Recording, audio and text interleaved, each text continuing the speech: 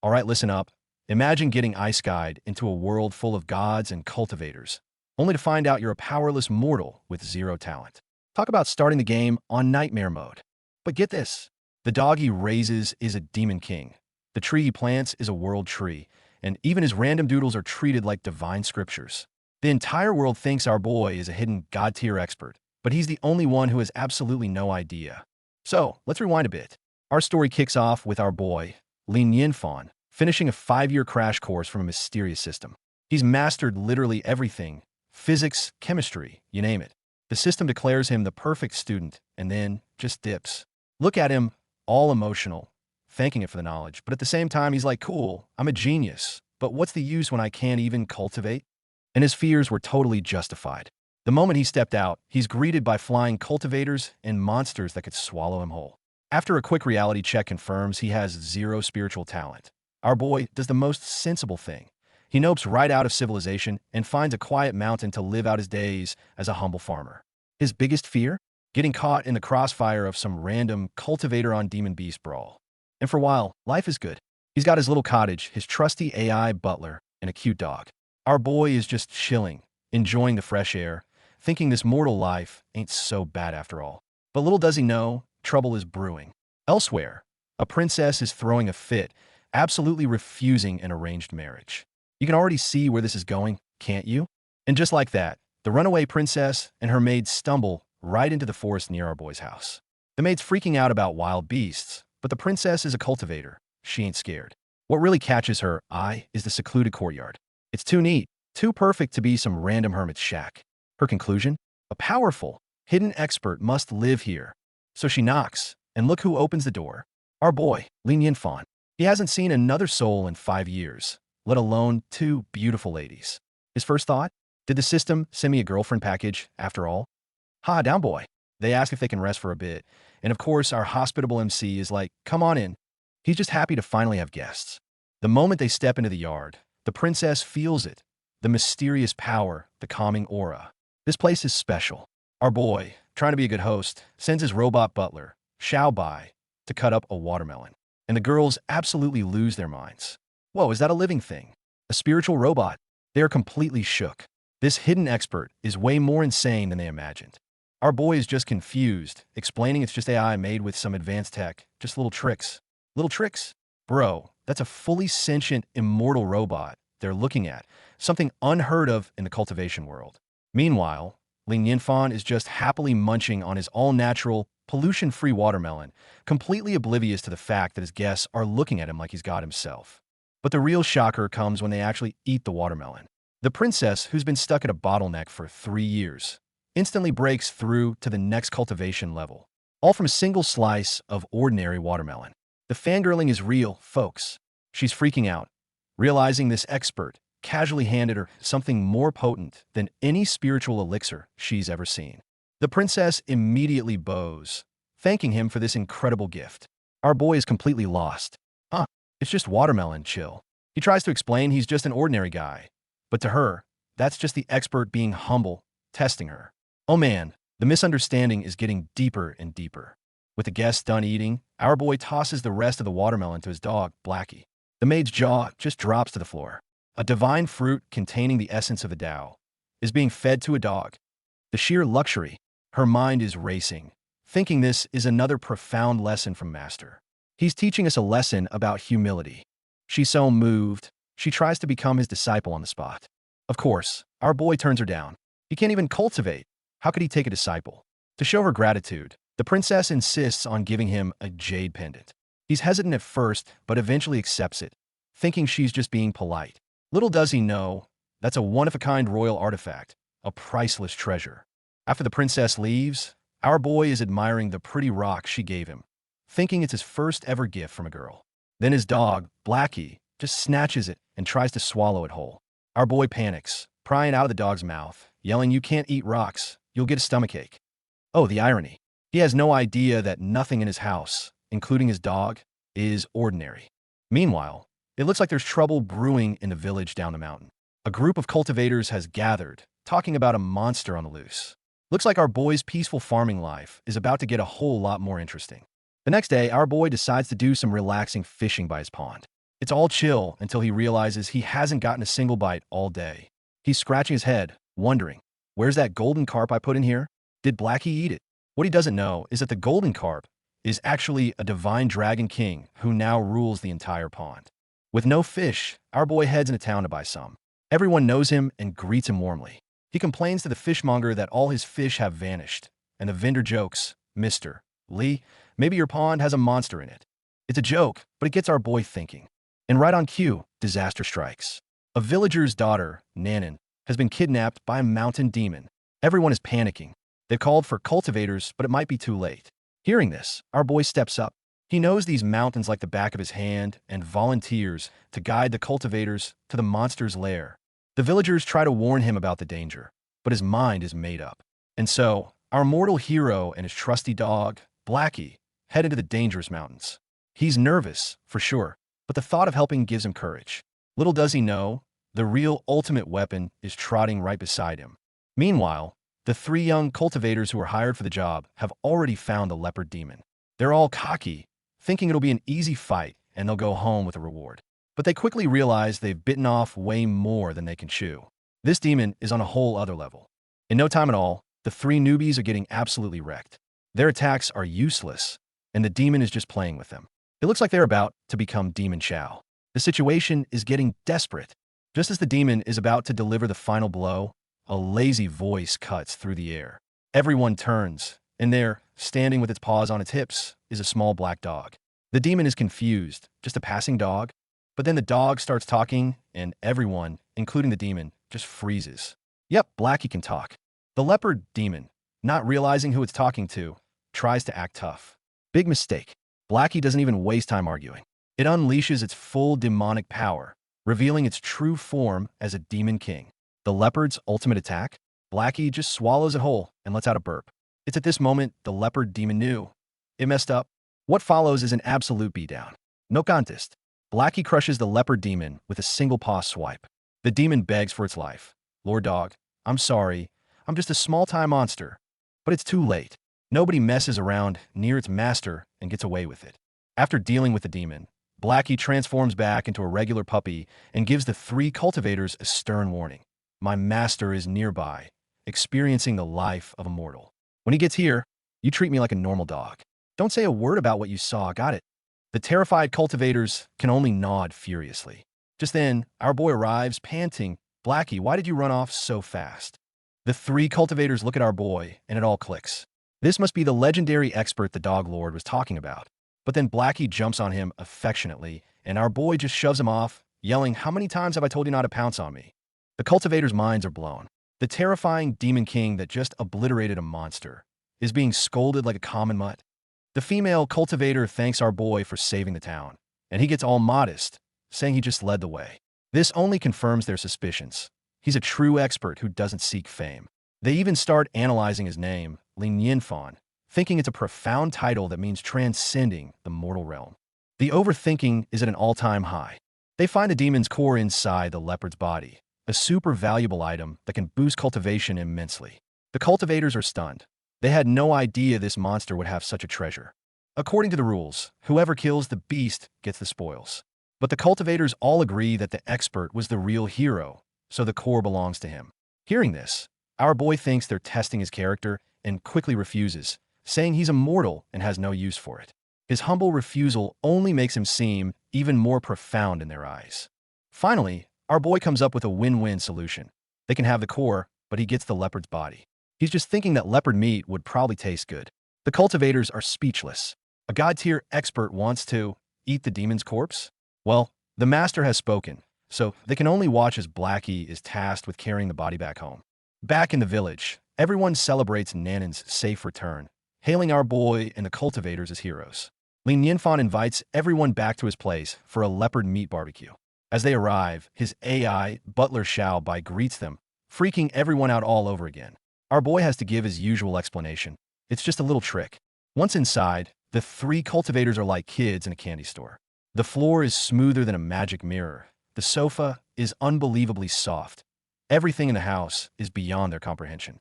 They're more convinced than ever that this expert's level is something they can't even begin to fathom.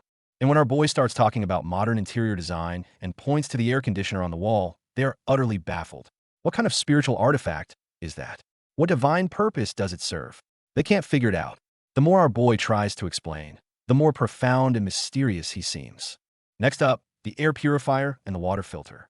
Every single modern appliance is seen as a priceless treasure.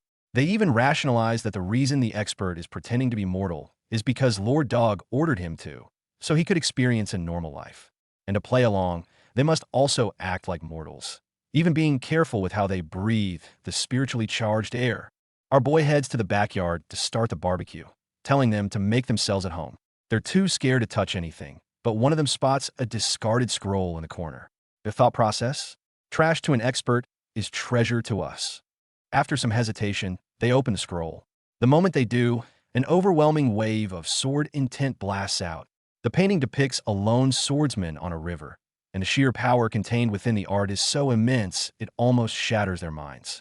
One of the male cultivators gets completely lost in the painting's aura, unable to escape. His friends have to shake him back to reality. He wakes up drenched in sweat, explaining how he felt endless loneliness, pride, and despair from the painting. This, he declares, is the work of a supreme master of the sword. Just then, our boy comes back in and sees them holding his discarded drawing. He gets embarrassed, thinking they're making fun of his bad art. He quickly explains it was just a failed draft he threw away because it sucked. Hearing this, the cultivators almost faint. A divine masterpiece containing supreme sword intent. Is what he calls bad? They just can't comprehend the world of a true master. The female cultivator bravely asks if she can have the failed drawing. Our boy is ecstatic. Someone actually likes his art. He happily gives it to her, thrilled that his work is finally appreciated. She receives the scroll like it's a holy scripture and immediately declares she has to rush it back to her sect master before anything happens to it. After the cultivators leave, our boy looks up at the moon, feeling a bit wistful. He thinks he's just a normal guy who keeps running into kind cultivators. He even tells Blackie how he wishes he could be a hero, but the system said he had no talent. Blackie just gives a quiet woof. The man and his dog, blissfully unaware of the chaos they cause. Back at the palace, the princess we met earlier, Luo Xiu, is getting an earful from her mother. It seems her little runaway adventure didn't go over so well back home. Look at that face, full of frustration and rebellion. Turns out, the princess's father, the emperor, is forcing her into an arranged marriage with someone she can't stand. She's been losing sleep over it. Her maid tries to comfort her, saying that if even that expert they met can't help her, then she might just have to accept her fate. And speak of the devil. The very next day, the princess returns, and this time she's brought her mother, the empress, with her. Our boy is just getting ready to cook when they show up. He's as welcoming as ever, completely oblivious to the fact that he's now hosting royalty. The empress is immediately stunned by the AI butler, Xiaobai. The princess quickly explains, "Oh, that's just one of the expert's little gadgets, nothing special." The empress is even more shocked. A sentient immortal robot that can also barbecue is just a little gadget? What kind of insane treasures does this man actually possess? Our boy asks Xiaobai to grill up some of the leftover leopard meat for his guests. Xiaobai's cooking skills are god tier. Perfect knife work, seasoning, and heat control. The moment the empress and princess take a bite, their minds are blown. It's not just delicious. The meat itself seems to contain the profound laws of the Tao. They devour the meal, completely forgetting why they even came. Only after they're stuffed do they remember their mission. The princess nudges her mother to finally reveal their identities and state the purpose of their visit to Senior Li. The empress composes herself and formally introduces herself as the ruler of the Qianlong immortal dynasty. She explains that she has come to ask for a special favor. And our boy, upon hearing this, is probably about to have another existential crisis. And just like that, the princess launches into this whole sob story. "Please don't be alarmed by my identity," she says before dropping the bomb. "I am the princess of the Qianlong dynasty." She goes on about political intrigue, powerful ministers, and a forced marriage to a traitor's son. A real damsel in distress situation. But look at our boy's face. He's completely zoned out, thinking, is she even listening to me? He's so not on the same page. And then it hits him. Our boy, a modern transmigrator, instantly recognizes the pattern. He literally blurts out, "This is a plot from a drama." The empress and princess are just stumped like, plot? Drama? What are these mystical terms? He's all smug, saying he's seen many versions of this story. And look at them, they're completely floored, thinking he's some omniscient being who has witnessed countless timelines. Taking his wisdom as a sign, They proceed to dump all the political exposition on him. They break down the power structure of the celestial dynasty, how two corrupt ministers have basically turned the emperor into a puppet. After explaining the whole mess, they turn to him, expecting some divine guidance. And our boy's just like, man, this setting is so cliche. So what does our boy do? He decides to play along with their story. He brings up the 36 stratagems, a classic from his world. The princess and her mom are like, what ancient divine scroll is this? He starts breaking down legendary tactics like the empty fort strategy and sowing discord. To him, it's just fun storytelling, but to them, he's bestowing upon them the ultimate guide to political warfare.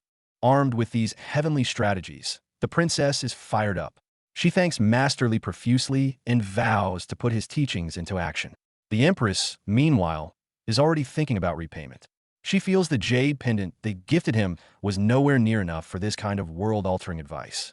They decide that once they return, they need to prepare a much bigger gift to show their gratitude.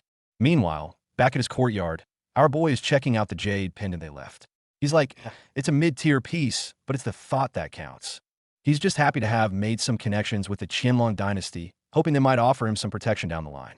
Completely clueless, he decides the pendant would be perfect for some carving practice and hangs his new creation on the doorframe. Some time passes, and one day our boy is hanging out in his yard when he sees something moving in the pond. He freaks out, thinking it's a monster, and calls for Xiao Bai and Blackie. Turns out, it's just the little turtle he's been raising. He's just trying to live a normal life. Man, he doesn't need any monster drama. While our boy is living his peaceful cottagecore dream, we cut to a different scene. A sect known as the 10,000 Swords sect is facing imminent destruction. Two of their disciples were sent out to find help, but it seems they've returned empty-handed. The white-haired sect leader is recounting the sect's glorious history to the few remaining disciples. Back in the day, their founder literally split a mountain with a single sword strike to establish their home. What a legend. But, as the story goes, each generation got weaker, and now the sect is just a shadow of its former self. A pretty tragic decline. Facing the impending crisis, the sect leader has lost all hope.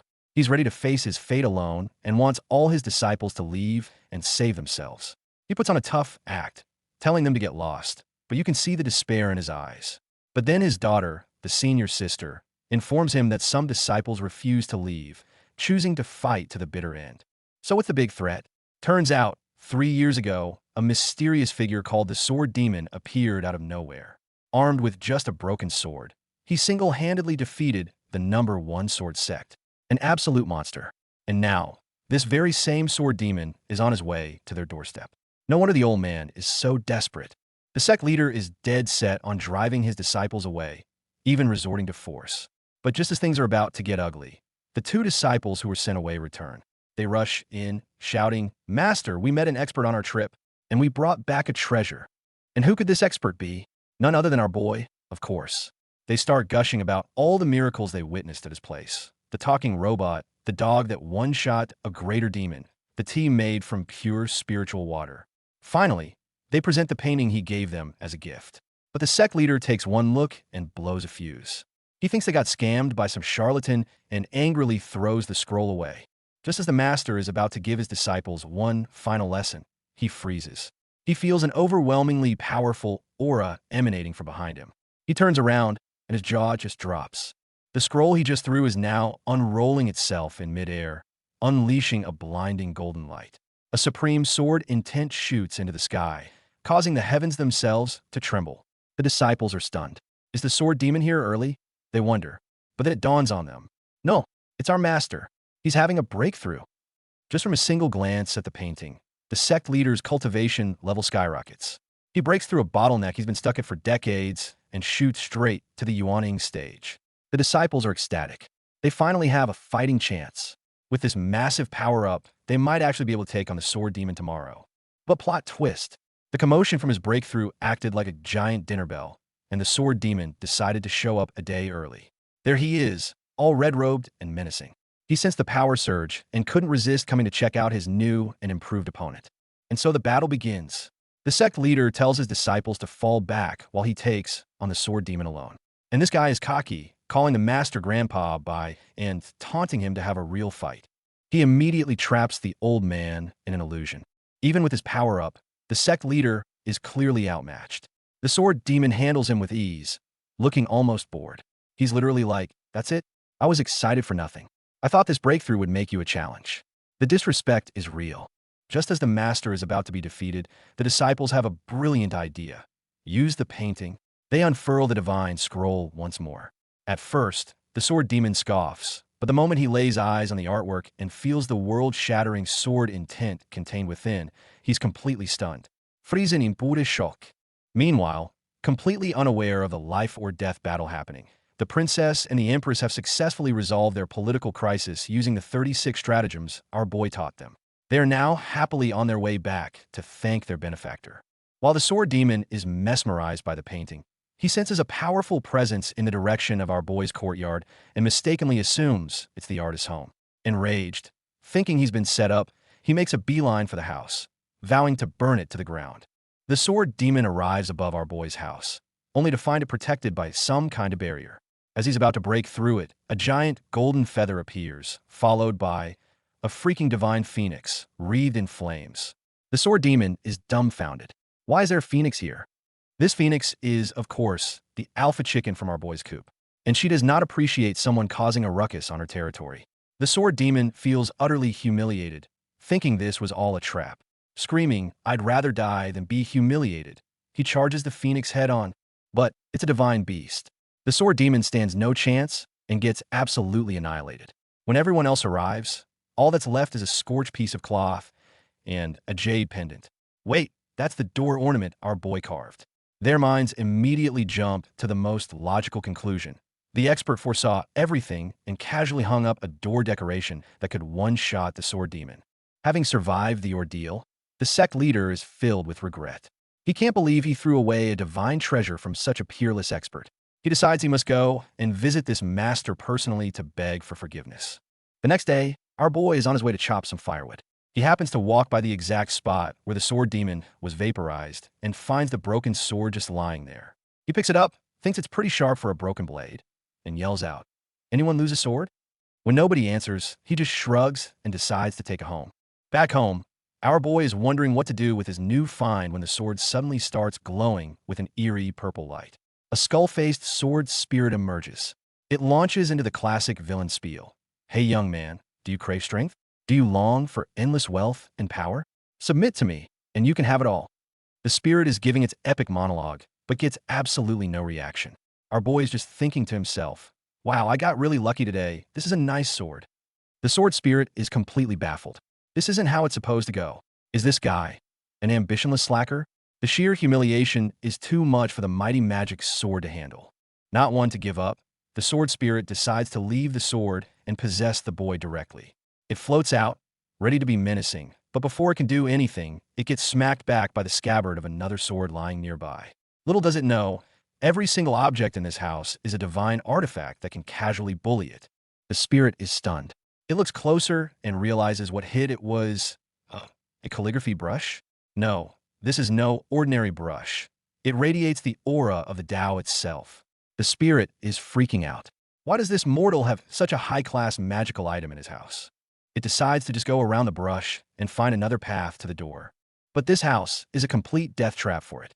It tries to sneak past the cabinet, gets tripped by the cabinet. Tries to go near the door, gets tripped by the doorframe.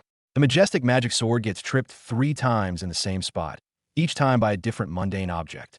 Its entire worldview is crumbling. At this point, the fearsome sword spirit has been reduced to a whimpering mess.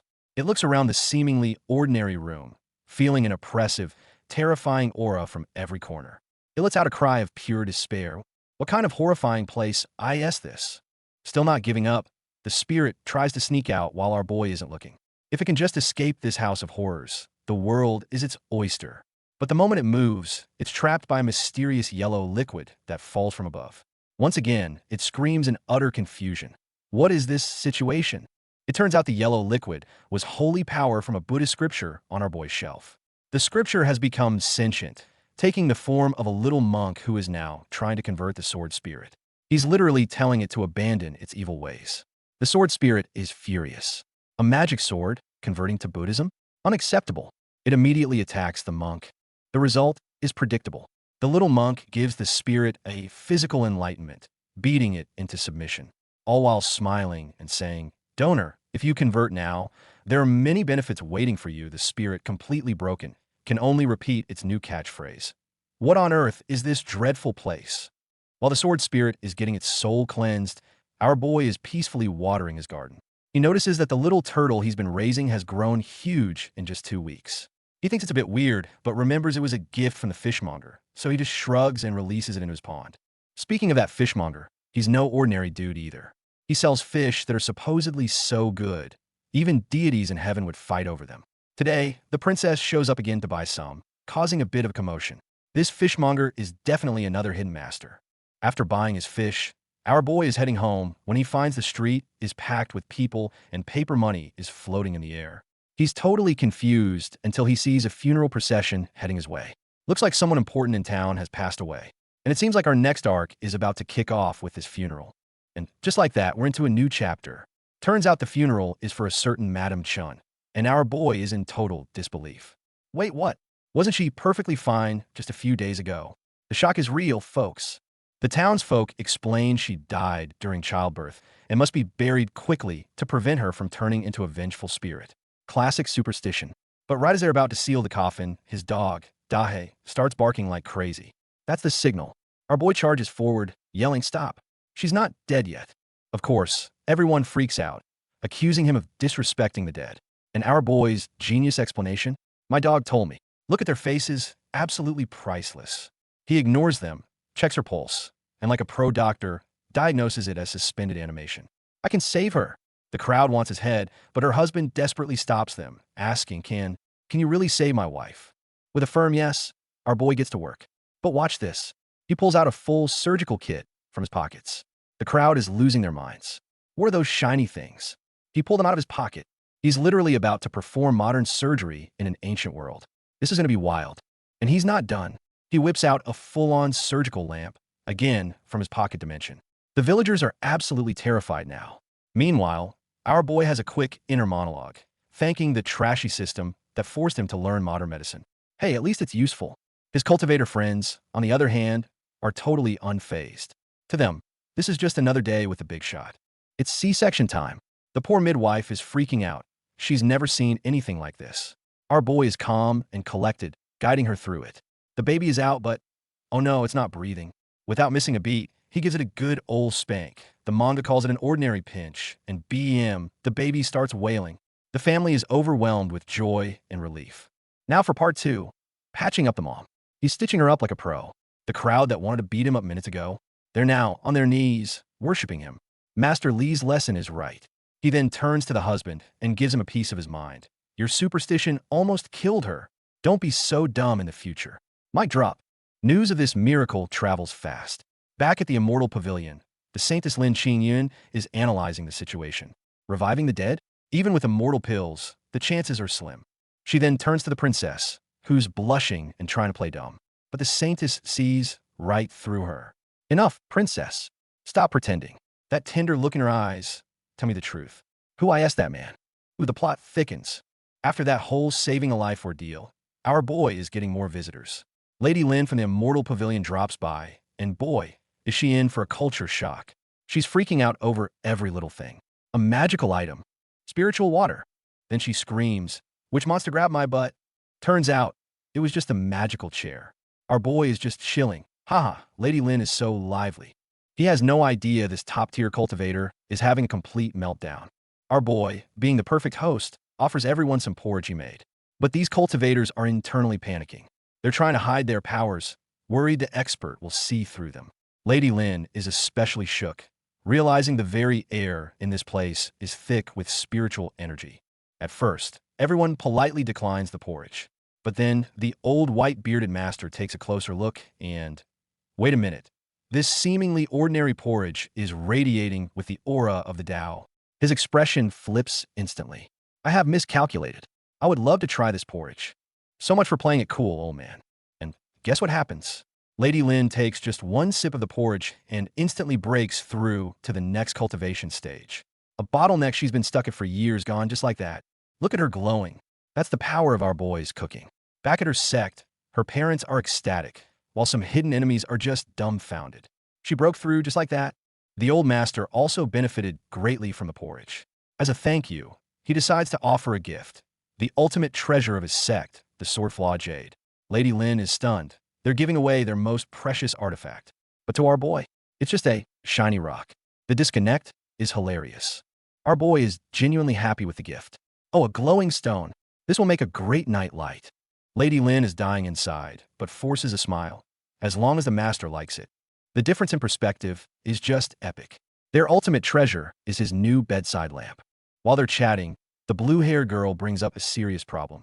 A little girl in her sect got traumatized, and her soul was damaged, leaving her in a daze. She asks Lady Lin if the Lingyun Immortal Pavilion has any treasures that can nourish the soul. Lady Lin knows of something called a soul-nourishing jade, but it's incredibly rare, and even the one her sect has is not very effective. Just when they're about to lose hope, the blue-haired girl says something that sparks an idea. Everyone's feeling pretty hopeless hearing that even the great Lingyun Pavilion has no solution. But then, the blue-haired girl has a sudden light bulb moment. Thanks for the reminder, I figured out a way. Look at that triumphant face. You just know her plan involves our boy. And yep, they turn to our boy for help. When he hears about the damaged soul, his modern mind immediately goes to psychology. He casually says, well, I have a clumsy, mortal method we could try. The cultivators are floored. A mortal method to heal a cultivator's soul? That's unheard of. They feel blessed just to witness this. Wasting no time, our boy leads his entourage of high-level fans to the little girl's house. Her mother, Aunt Zhang, is overjoyed to see them, explaining that her daughter Nanan's condition has worsened. Our boy steps forward, ready to begin his treatment. So what is this legendary mortal treatment? Storytelling. He clears his throat and announces he's going to tell the story of Journey to the West. He barely gets through the opening line about the creation of the universe, and the cultivators around him are already weeping. This is the famous dictum of heaven and earth. Only Dahe the dog is unimpressed, thinking, is he starting from the very beginning? I'm going to take a nap. And once he starts, he can't stop. What began as a bedtime story for one little girl has turned into a massive public lecture. Cultivators from all over town have gathered, listening with rapt attention. They think he's preaching the profound Tao, completely mesmerized by the tale of Sun Wukong. The story works wonders. The old masters are convinced he's recounting secrets of the universe that only a true immortal would know. Our boy then tells an old man to bring a stool tomorrow, so he doesn't catch a cold, which they interpret as profound, selfless love. Even Lady Lin thanks him, saying his story cleared her mind. Meanwhile, our boy is just happy he's networking with the local bigwigs. And just like that, our boy becomes the local celebrity. Everyone is now his hardcore fan, eagerly awaiting his next lecture. They all see him as a living deity guiding them on their path. Look at the excitement on Lady Lin's face. She's totally obsessed. Soon enough, a new seeker of knowledge arrives. This dude, Meng Liang, starts by flattering our boy, then gets to the point with the ultimate question. Master, is there really a way to achieve longevity? Our boy and the girl next to him are just like, wait, what? Faced with such a philosophical question, our boy can only serve up some good old-fashioned life advice. He pats the guy's shoulder and says, focus on the present and act on your own will. And wouldn't you know it? The guy acts like he's just been struck by lightning, having a massive epiphany before thanking him and leaving. Our boy has inadvertently enlightened another lost soul. But wait, there's a twist. This Meng Liang guy is actually a peerless sword cultivator whose lifespan was about to end. That little pep talk from our boy, it triggered his ascension. He literally just transcended on the spot.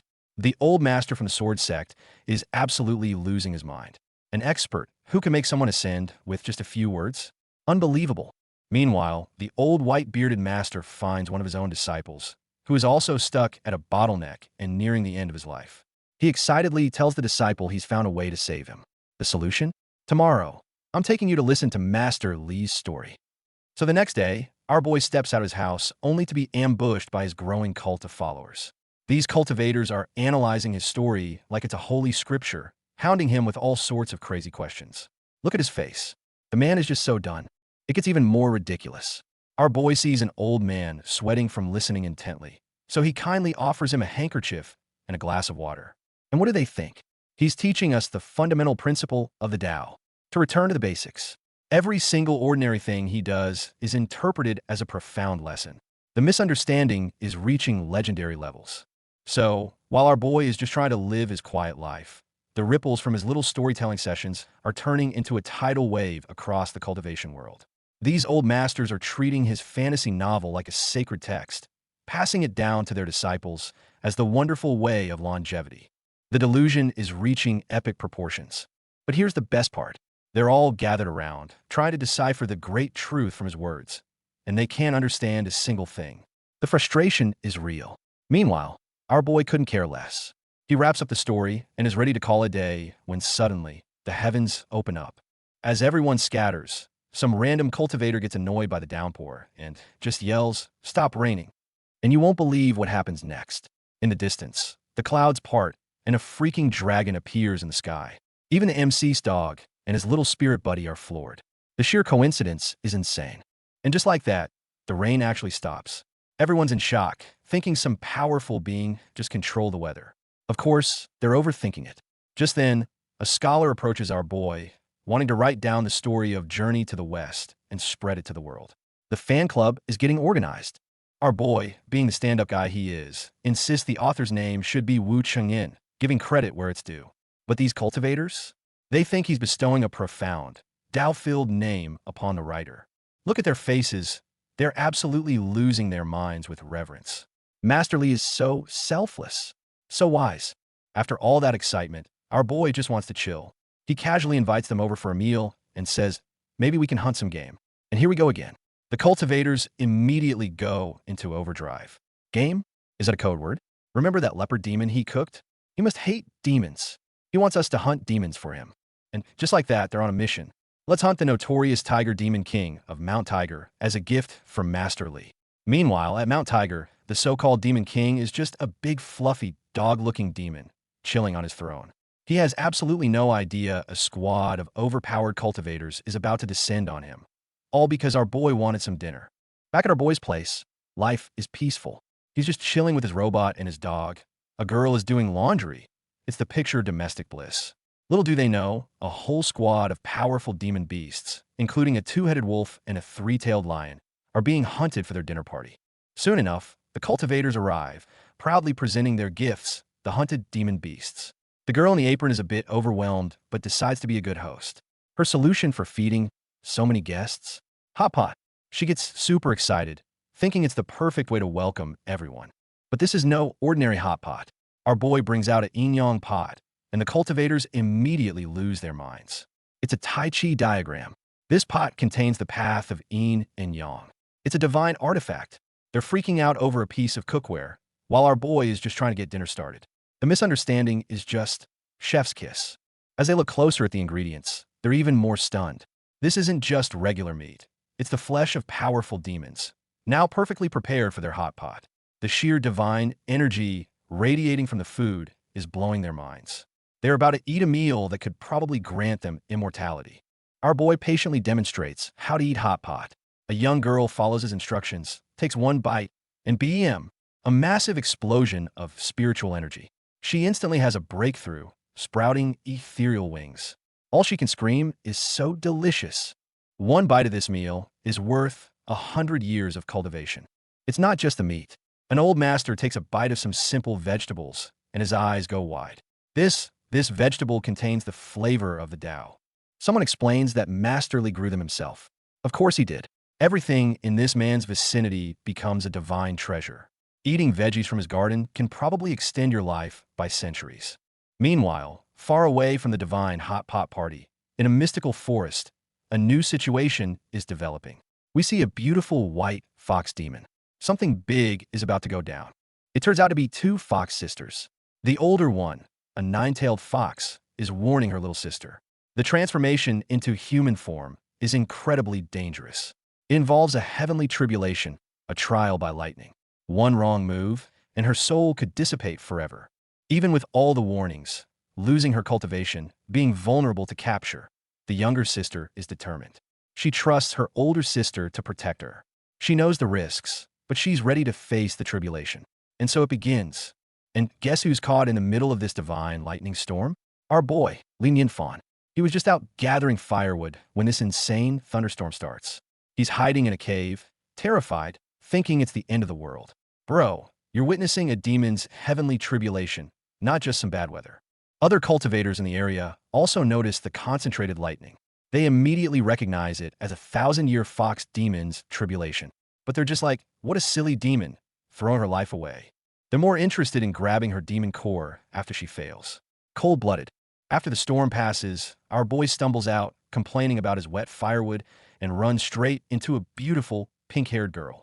It's the fox demon who just transformed, and she recognizes him. A flashback shows that he once found her when she was an injured seven-tailed fox and helped her. He's her savior.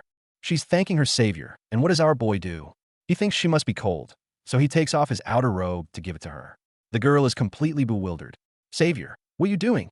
He pulls her close to wrap the robe around her, and her face is just pure confusion. Our boy is trying to explain he wants to take her somewhere to get treated. But just as he's carrying her, a shadow passes. It's the older sister, the nine-tailed fox. She sees a mortal man with her vulnerable sister and immediately assumes the worst. Horrid mortal. She's about to go on a rampage. The older sister is furious. She thinks our boy is the reason her sister is now on the verge of death. She has less than a month to live. Because of this man, she thinks, before my sister passes, I will send this man to his grave myself. She unleashes her powerful aura, trapping our clueless hero. This immense demonic aura erupts right next to Master Li's sacred ground. Immediately, all the powerful cultivators in the area sense it. The princess of the Qianlong dynasty, the masters of the various sects. They all know someone is causing trouble near the big shot's residence, and they're not happy about it. The princess is worried this will disturb Master Li's peace. Her father, the emperor, is even more serious. Master Li is a blessing to our dynasty. If he is offended, it will be our greatest loss. He's not taking any chances. Let's go. We will deal with this ourselves. The two old masters who are basically acting as Master Li's gatekeepers see the nine-tailed fox approaching. They decide to intercept her themselves. Let's help the master swat this fly, they say. And a massive battle breaks out right outside our boy's quiet little corner of the world. Meanwhile, completely oblivious to the world-shaking battle happening outside, our boy is having a very different kind of struggle. He's trying to get the fox girl's name, but her only response is, I will listen to whatever my master says. He gets more and more frustrated. I'm asking for your name. He finally learns her tragic backstory. She was a slave with no name. Feeling sorry for her, our boy decides to give her a name himself. From now on, your name will be Daji. He's just picking a famous fox demon name from story he knows, but for her, it's the first time someone has given her an identity. Daji is so moved, she's speechless. The other girl living with the MC shyly offers to get some medicine for her. Outside, the dust has settled. The masters who defended the territory thank the Emperor's group for their assistance. They've successfully prevented anyone from disturbing Master Li. Just when they think it's over, a new player enters the game. An incredibly powerful aura descends. A man in a wide-brimmed hat appears. It's the Holy King. The supreme ruler of this region has come in person. Things just got way more serious. The Holy King, Luo, and his daughter, the princess, greet the other masters. Everyone is on edge, wondering why the big boss himself has shown up. They're all there for one reason, Master Li. And then it turns into a Master Li appreciation session. Master Li helped us destroy the sword demon. Master Li's hot pot helped me break through. They're all trading stories of his miracles and decide to go pay him a formal visit together. As they approach, the Holy King sees a priceless royal jade pendant he had gifted earlier being used as a simple door knocker. They immediately jump to the conclusion. Master Li thinks our gift is trash. He's disgusted by it. The king is mortified and vows to make it up to him. Our boy opens the door to a massive crowd of the most powerful people on the continent, all bowing deeply to him. They all pledge to be his personal security force. Our boy, thinking they're just really friendly neighbors, is like, oh cool, thanks. I feel so safe now. The pleasantries are cut short when they see Daji inside, convulsing in pain. Seeing the demonic energy, the crowd panics, thinking she's some evil monster they've come to capture. It's a transformed monster. The misunderstanding just keeps piling on. One of the cultivators declares her condition hopeless, her life force severed. But our boy just calmly asks for some medicine. Daji drinks the simple bowl of dark liquid, and the dying fox demon is suddenly stabilized. Their understanding of cultivation is completely shattered. Seeing this, everyone realizes this is their chance to curry favor with Master Li. They start a bidding war of divine treasures. Our sect has a rare spirit herb. I'll go get it. I shall return to the palace and bring our national treasure. They're all scrambling to impress him. The Holy King, not to be outdone, presents his gift. It's the ultimate national treasure of the Qianlong dynasty. The girl opens the box, and a magnificent, living golden dragon emerges. The luck of the entire dynasty, condensed into a living creature. And they're just giving it away to impress our boy. The absurdity is off the charts. And the Holy King drops the ultimate flex gift. He opens the box, and boom, a literal fire dragon pops out, demanding to know who summoned it. Everyone's freaking out, thinking it's a Dragon Ball, but the old king just casually explains, "Oh, that's just our national treasure, the condensed luck of our entire dynasty." The sheer audacity of this power move is off the charts. The queen is panicking because the dragon vanished, but the prince is like, "Chill, it just turned into a Dragon Ball." Apparently, it's forged from the soul of an ancient fire dragon and can breathe fire on command. Daji is immediately intrigued and wants to see it in action. So they test it out, and it spits a tiny flame. They literally just gave our boy the world's most overpowered lighter, perfect for cigarettes and fireworks. The absurdity is hilarious. While they're busy playing with their new toy, everyone else is still in full impress the master mode. The saintess from the immortal pavilion rushes back, yelling, "Bring all the elixirs." The poor elder is stunned. All of them? She reconsiders, then says, "Fine, just the best one," and proceeds to YET the old man for questioning her. The dedication to brown-nosing is real, people. Back at the house, our boy is giving Daji the grand tour of his humble little garden. He's so modest, it's not much, but it's home. He introduces his normal dog Blackie, who's just, a demon king in disguise. Then the little robot Xiao by bows and calls Daji mistress, completely short-circuiting Lee's brain. Surrounded by god-tier pets and divine herbs growing like weeds, he asks, "Is this normal?" "No, my dude, it is not." Overwhelmed by his kindness and this peaceful home, Daji asks if she can stay. Our boy, being the sweetheart he is, immediately agrees, telling her this will always be her home. The girl is so moved, she drops to her knees to thank him. He quickly stops her, insisting they're equals here. To help her relax and feel at home, he offers to teach her how to play Go. This image is empty. The story continues. So our boy starts explaining the rules of Gamoku. Black and white stones, get 5 in a row to win. Simple stuff. But for Daji, a nine-tailed fox who cultivates the Tao of yin and yang, this isn't just a game. His words about balance, about black and white, hit her like a lightning bolt of enlightenment. She finally understands where her own cultivation went wrong. The man is teaching checkers, and she's seeing the secrets of the universe. Lee asks if she wants to give it a try, but she just starts crying. He's totally baffled, like, why are you crying?" Through her tears, she thanks him profusely, declaring that she understands his message and will try cultivating again. My man offered to play a board game, and she took it as a profound spiritual lesson to restart her life. The level of misunderstanding is legendary. Now fully enlightened, Daji drops to her knees again, vowing to serve him for the rest of her life to repay this kindness. Our boy is completely flustered, thinking, didn't we just establish we're equals? Why are we kneeling again? Please stop, you're scaring me. The culture shock and the sheer comedic contrast are just perfect. Faced with her unwavering insistence, our boy's brain goes into overdrive and comes to a wild conclusion. This must be a trial from God. So he decides to just go with it. "If you insist, I'd be happy to go along with you." Even his pets, Blackie and Xiaobai, are side-eyeing him, thinking, does what the master said sound like something a human would say? With things settled at home, Lee decides to head out to gather some wild vegetables for dumplings. But the moment he opens the door, he's startled to find a scholar in white standing right there. And this isn't just any random dude.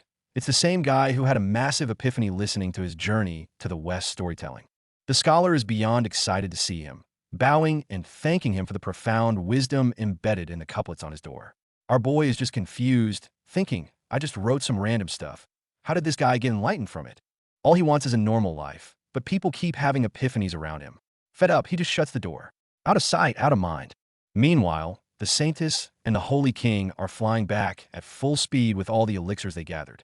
Halfway there, they sense an incredibly powerful demonic aura up ahead, coming directly from Master Lee's location. Their faces drop. The intensity of this aura, it's at least 2 demon king-level monsters. And they're right. 2 demon kings, a bull and a wolf, have tracked Daji's scent right to Lee's doorstep. They're here for her inner pill, thinking she's weak and vulnerable. Little do they know, they're about to trespass on the property of the most terrifying being in existence. Just as the 2 demons are about to make their move, a voice stops them. They turn around to see the scholar from before, calmly telling them to turn back. He warns them that this is not a place they should be. But of course, these arrogant fools aren't about to listen. The demons laugh at him, calling him a mere mortal courting death for meddling in their affairs. They fire off a blast of demonic energy, expecting to obliterate him. But the scholar just casually sits there and, with a flick of his wrist, dissipates the entire attack. The two demon kings are absolutely stunned. The scholar sighs, disappointed. He informs these ignorant beasts that they have trespassed on Master Li's holy land and have no right to defile it. He was going to spare them, but their constant babbling got on his nerves. Enraged, the demons roar, "You want to die?" and power up another attack. The scholar just coldly challenges them, "Tell it straight to my face," as an overwhelming power begins to emanate from him. And in the next instant, heavenly lightning descends, turning the two arrogant demon kings into nothing but ash. Before absolute power, all their struggles were meaningless. The scholar looks at the dissipating smoke and calmly remarks that it's a shame. They could have become excellent demons, but they chose the wrong path. As a final gesture, the scholar bows to where the demons perished. "You went the wrong way," he says. "You shall start over again." And with that, he flies off, leaving without a trace. The sheer coolness of this guy is off the charts. This image is empty. The story continues. This scholar, Meng Junyang, feels truly enlightened by the master. Inspired by Journey to the West, he decides to walk westward barefoot to experience the world and comprehend the Tao. He believes this is the only way to truly understand the truth the master has shown him. Talk about dedication. Back at Li's house, the big shots who brought gifts are still hanging around. Our boy thanks them for the elixirs and casually takes out a storage ring to put them away. The moment they see the ring, everyone's jaws hit the floor. A storage ring? That's a legendary tier item in the cultivation world. Just then, the Saintess and her group finally arrive. She starts by roasting the Qianlong dynasty for their Dragon Ball underwear gift, then flexes hard by opening her own storage treasure. A mountain of glowing, top-tier elixirs and spirit herbs comes pouring out, blinding everyone with their divine light. Now that's how you make an entrance. Everyone is completely floored by the sheer quality and quantity of her gifts.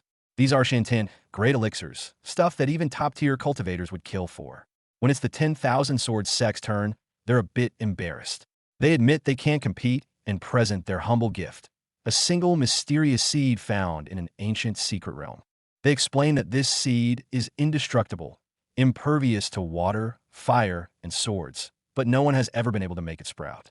Hearing this, our boy, the self-proclaimed ultimate farmer, gets incredibly excited. He declares he's going to try and revive it himself. The challenge has been accepted. Feeling bad about receiving so many extravagant gifts, Li decides to give them something in return. Some tea leaves from the tree he planted in his backyard. "It's nothing much," he says modestly, "just something I grew myself. It's fresh and healthy." He has no idea he's handing out leaves that can grant enlightenment, a treasure beyond price. The second the cultivators get their hands on the tea, they feel the immense Taoist rhythm pulsing within it. This isn't just tea, it's a piece of the Tao itself. They politely thank him and say their goodbyes, but the moment they're out the door, they bolt at light speed. They know they're holding a supreme treasure and aren't taking any chances. They're flying faster than an airplane. After everyone leaves, Daji starts organizing the mountain of gifts. Our boy looks at all the divine herbs, completely oblivious to their value, and thinks, "Wow, these are so colorful. They'd make great decorations for the yard." Using priceless spiritual treasures as lawn ornaments?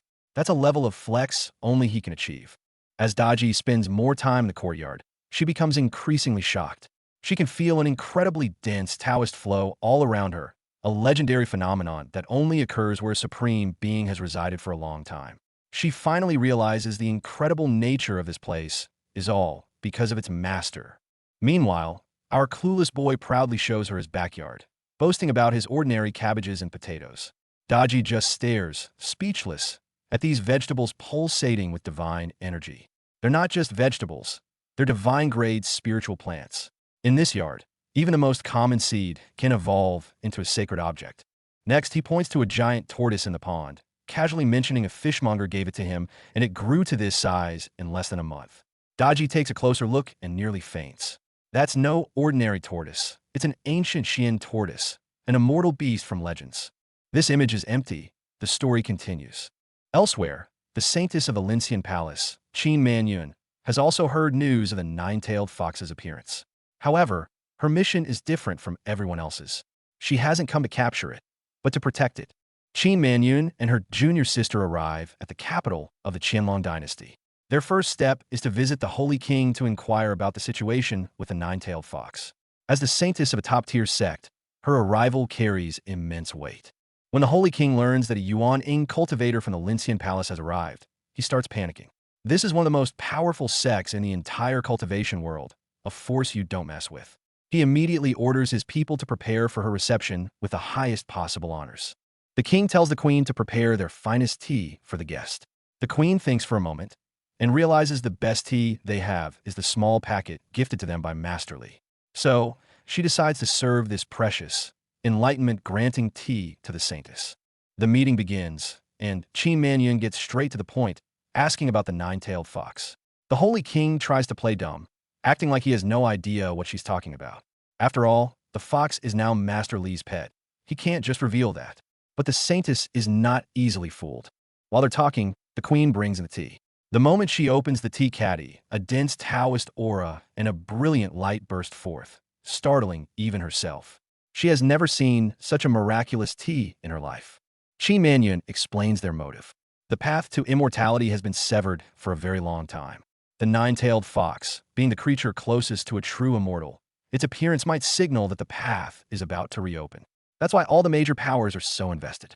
The advisor adds that the Silver Moon Demon King is also hunting the fox with malicious intent, which could lead to disaster. But hearing all this, the Holy King just laughs. He's completely unbothered because he knows the fox is in the safest place in the entire world. Qin Manyun takes a sip of the tea and is instantly captivated by its profound flavor and the Tao within it, praising it as a truly good tea. The king is feeling smug, but then he glances at the tea leaves and his face freezes. He has a sudden, horrifying realization. This isn't from my collection. See, could it be? The tea given by Master Li? And boom, that one sip of tea is all it took. Qin Manyun, the saintess of the Lin Immortal Palace, is having a full-blown spiritual awakening. She's realizing the most important part of cultivation isn't spirit power, nor is it about being gifted. It's about understanding the Tao itself. The tea is literally showing her the truth of the universe, a breakthrough that could decide her lifespan. She's completely bugging out, thinking, what is this tea? My sect's most precious brew is basically toilet water compared to this.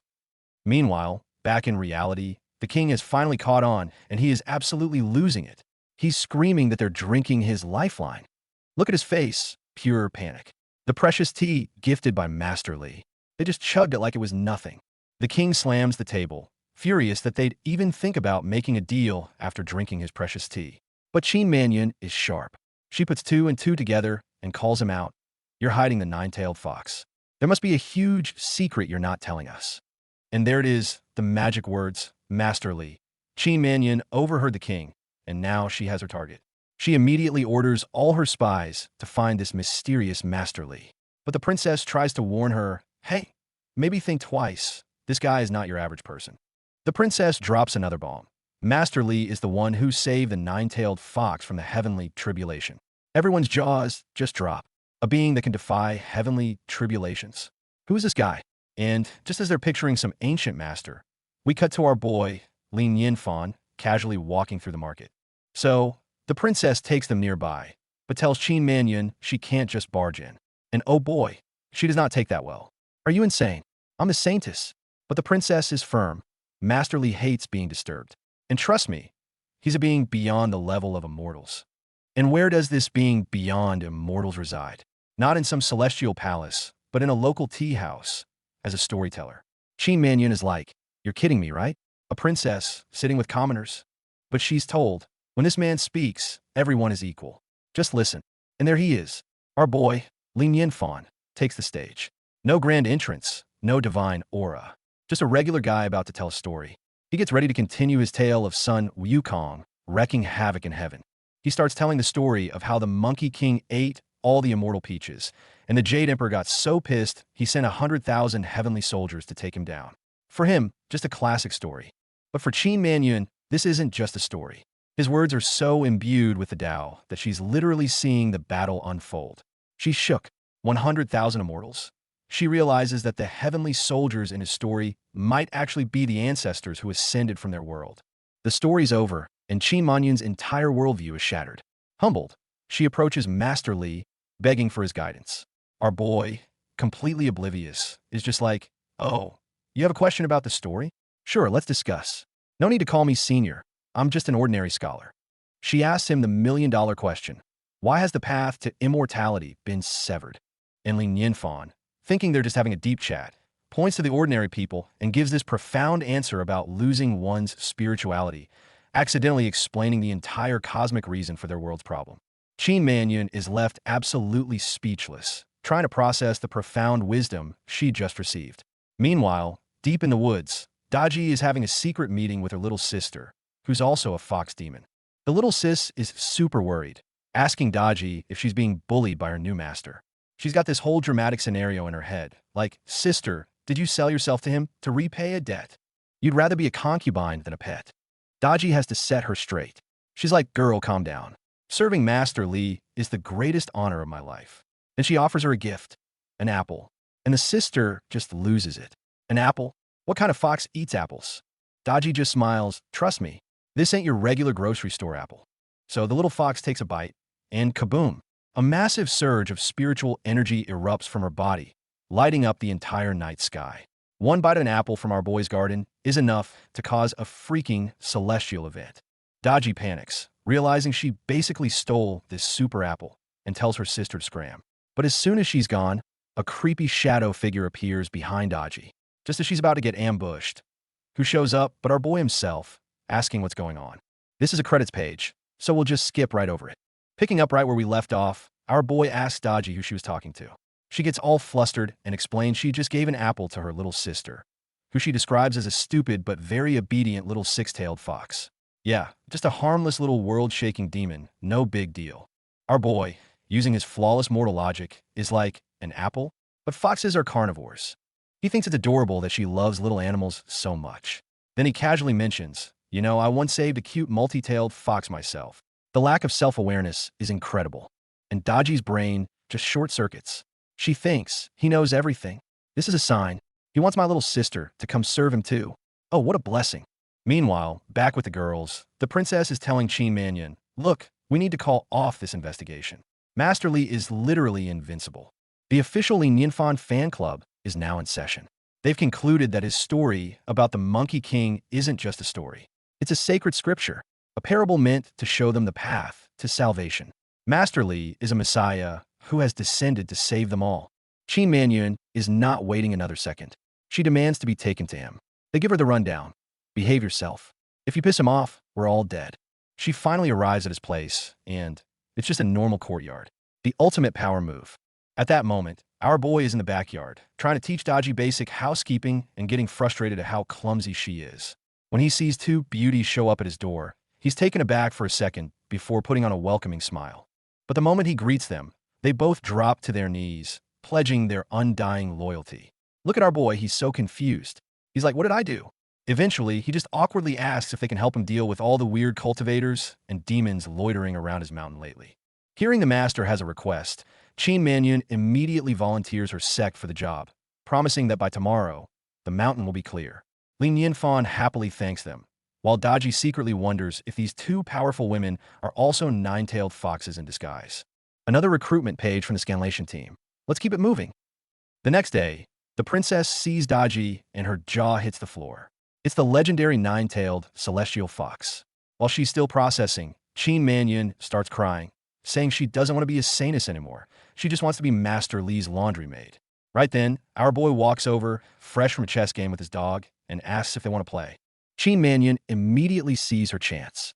She's a master of the four arts, especially chess. Barely anyone in her sect can beat her. She decides she'll let him win a few moves just to please him. The ultimate suck-up strategy. However, the moment Li Nianfan places his first piece on the board, Qin Manyun is instantly transported into a cosmic dimension made of the chessboard itself. She realizes with horror, this isn't a game. This is a debate on the very fabric of the universe. Every move our boy makes seems to command the Tao itself, unleashing a terrifying pressure that sends the princess, who is just watching from the side, flying.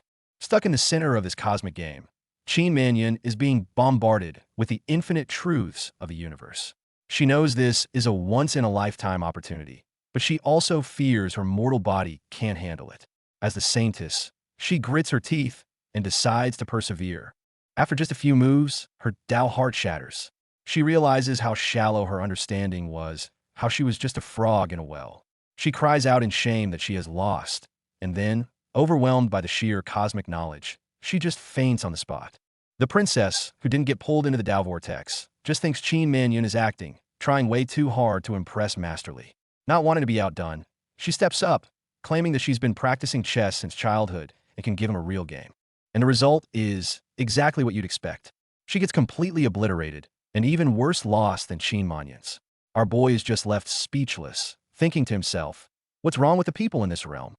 Where do they get so much self-confidence?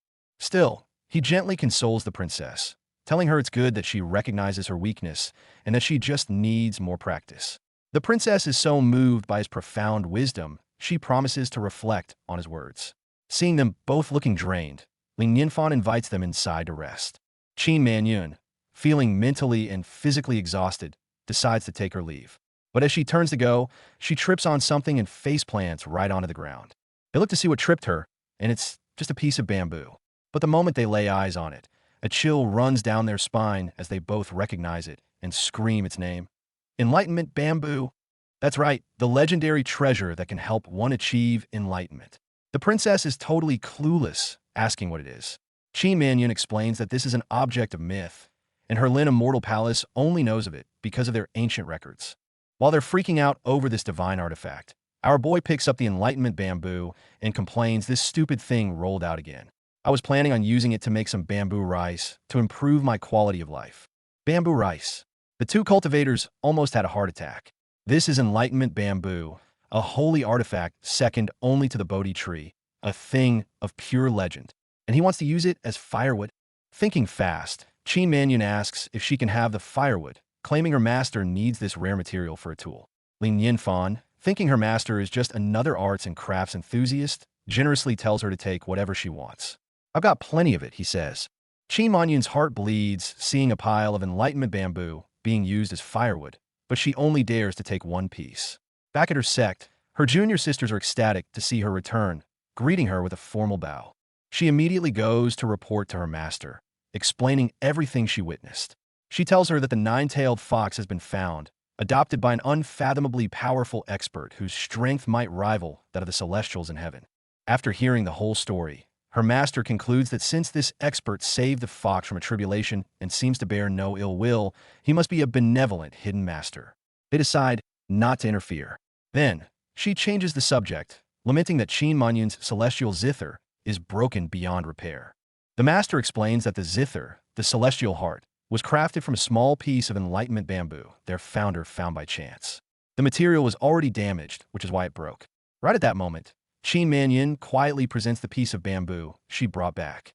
Seeing such a long and flawless piece of enlightenment bamboo, the master is moved to tears.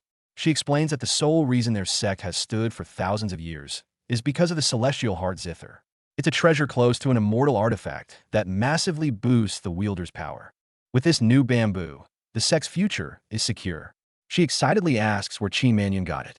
She meekly replies, "The expert gave it to me. He was going to use it as firewood." Her master almost faints. Firewood. Then Qin Manyun adds, he said he has a whole bunch of them. And that's it. The master completely loses her composure. With a twisted expression, she gives her ultimate order. They must treat this expert with the absolute highest courtesy. There is no room for failure.